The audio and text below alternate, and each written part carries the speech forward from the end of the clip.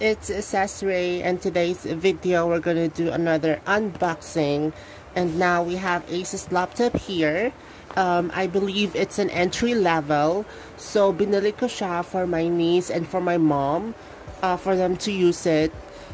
And in case na merong, online class si baby, then we can, she can use this for that. So now let's go for the price. I actually bought this at Laptop Factory, Davao Electronics Trading. It's in front of Matina, and this is the price, guys. It is 19,999 pesos, so 20,000 na siya.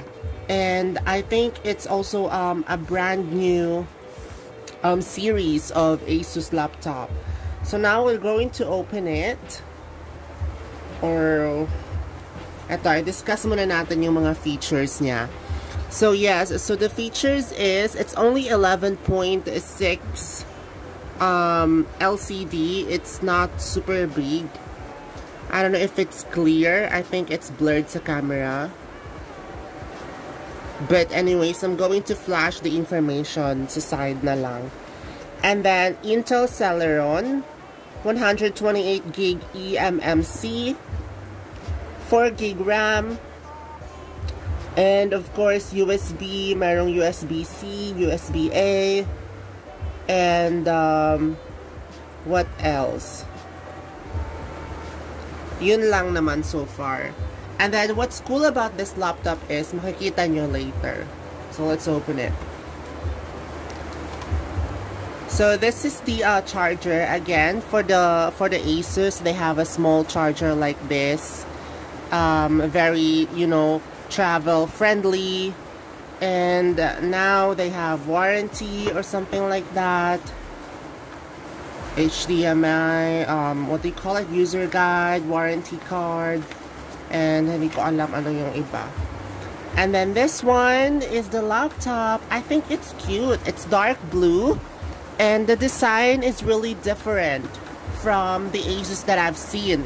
At saka doon sa Asus ko rin. And look at that. Diba? Parang may hidden code. Yung parang napapanood natin sa mga sa Mission Impossible, something like that. Tignan nyo. It's so cute. So ayan, Asus. And then ayan, madami na parang scammy dyan. And then it's so small as well, 11.6, and parang travel friendly. Madadala mo siya kahit saan. Now let's open it. So ito ang itsura niya. I think it's so cute. Meron siyang yung mga bago ngayon sa Asus, I guess merong mga ganito, mga number sa mousepad. And then yeah, lightweight, extremely portable, lay flat display, 180 degrees design, number pad, innovative numeric keypad, which is this. And ito ang sinasabi ko sa inyo, yung 180 degrees niya na feature, which is amazing. And ang cute nito na siya lang yung naiiba. And yeah, I think this is really a good laptop. Let's open it.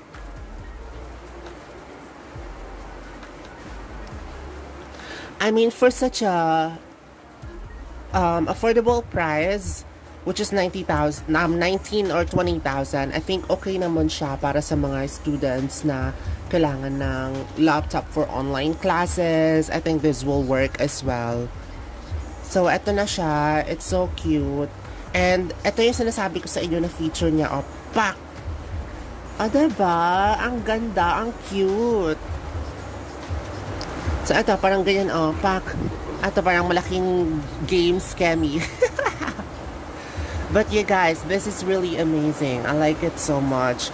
I am so happy, though, that, actually, I posted something on Instagram as well, helping me to decide a brand.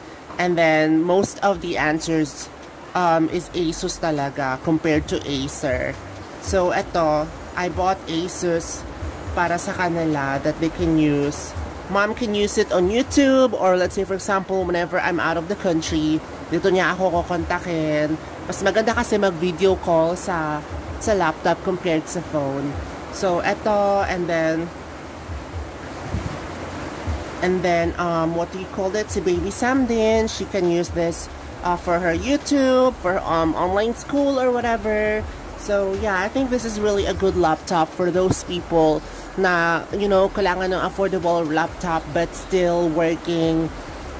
So, feeling ko ito talaga. So, aside from, although Celeron lang siya, but still, you know, nagpa-function naman siya so far. I mean, usually kasi yung mga i3 above, sila yung kailangan natin for working online, yung mga mabibigat na files or whatever.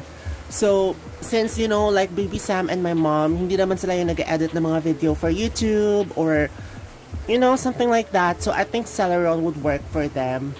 So, ako kasi, i3 yung sa akin. So, I actually reviewed it or I actually have a video of it na unboxing din yung laptop ko sa channel ko. So, you could watch it. It's Asus K403 if I'm not mistaken.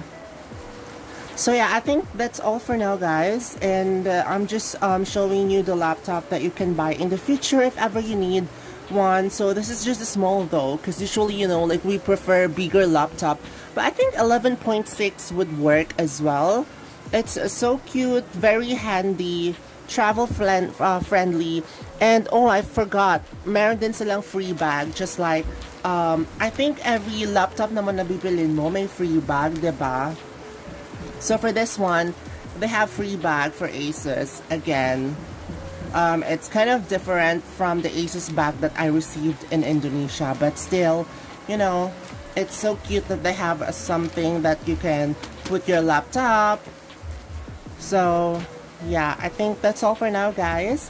Thank you so much for watching this video. And again, if ever you need a laptop for your online school or for your light work, then I believe Intel Celeron and this Asus, what is the brand of this? Oh my god, wait.